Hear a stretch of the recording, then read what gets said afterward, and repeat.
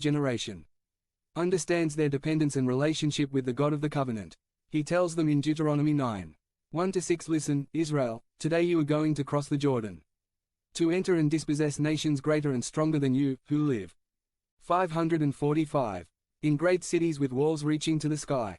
When the Lord your God has driven them away from you, do not think, the Lord has brought me here, by my own righteousness, to take possession of this land. No, the Lord will drive out those nations because of the evil that characterizes them. 5 So it is not because of your justice or your righteousness that you are going to take possession of his land.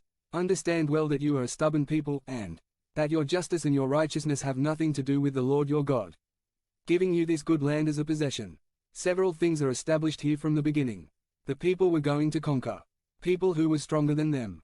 God was going to deliver those people that were humanly impossible for Israel to achieve. This merciful course of God toward his people was not based on any kind of personal justice or righteousness on their part. That is, God was not doing this for Israel because they were better than those nations. They should never think that it was some kind of prize for them or that they had earned it based on personal effort and righteousness.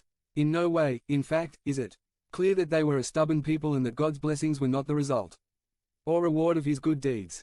In other words, God's favor or blessing was not something they had earned or that God was indebted to them for their good actions, but this blessing was because God is just and manifested his judgment against those evil nations and to fulfill his covenant promise to his people, because he is the God of Abraham, Isaac and Jacob. To enter into this reflection on justice and mercy, we must begin by laying the foundations of our relationship with God.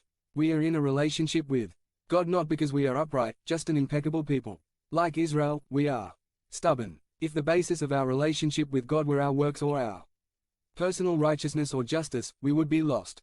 As with Israel, God enters into a relationship with us by his own initiative and sovereignty, and above all, by his grace. God does not owe us something. He is not rewarding our righteousness by having a relationship with us. We have it only because he is a good God who always keeps his promises. In this way, when we think about others, about those in need, about the situation of the people around us, let us not think that we are where we are because we are better or because we are so righteous that God always owes us a blessing.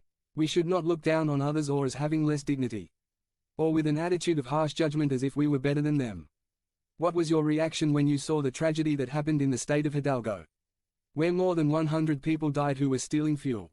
Certainly, we cannot help but see their responsibility in all this, that if they had done the right thing in the face of that fuel leak, many would be alive and healthy, but at the same time we must guard our hearts from thinking that 546.